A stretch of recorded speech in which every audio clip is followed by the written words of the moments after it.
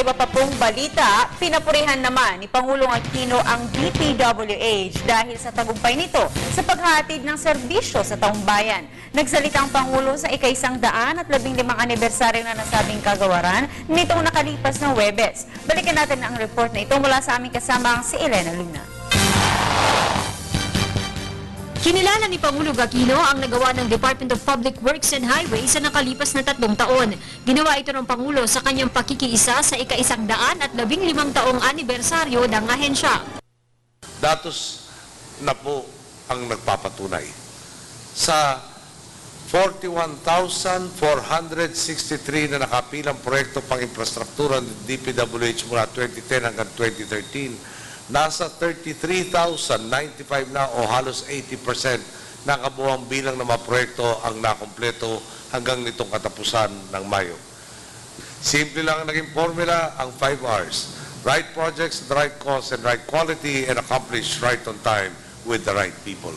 Ibig sabihin, dahil sa mabubuting pamamahala, nagagawa natin ang mga proyekto sa mas mabilis na paraan at sa mas murang halaga.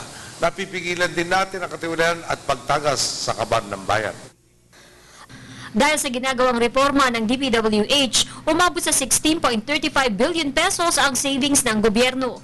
Bukod sa savings, nagagawa rin ng ahensya na mapagang matapos ang kanilang mga proyekto. Mr. President, 3 years ago, you gave us a challenge. The challenge was for us to reform the DPWH. Hindi po naging madali at kaya lang hindi din kami bumigay. Sa mga ginagawa ng DPWH at pagbabagong ipinapakita nila, inihayag ng Pangulo ang pagbibigay sa kanila ng 10,000 pisong bonus para sa mahigit 19,000 nitong mga empleyado. Sa isang patas sa lipunan, sinusuklian ang mabuting gawain. Kapag nagsumikap ka, may kakita patang biyaya sa iyo. Kaya naman, hindi po ako nagatubiling lagdaan ang 10,000 anniversary bonus para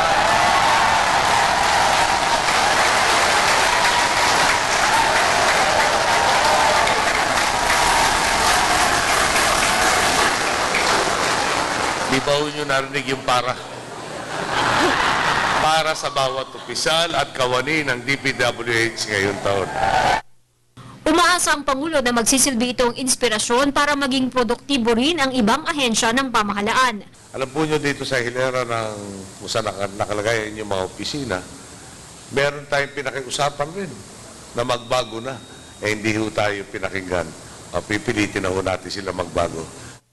Isinabay rin sa seremonya ang pagbibigay ng award sa mga empleyadong nagsilbi ng 40 taon sa ahensya, pati na rin ang paggawa ng mga parangal sa pinakamagagaling na opisina ng DPWH ng taon.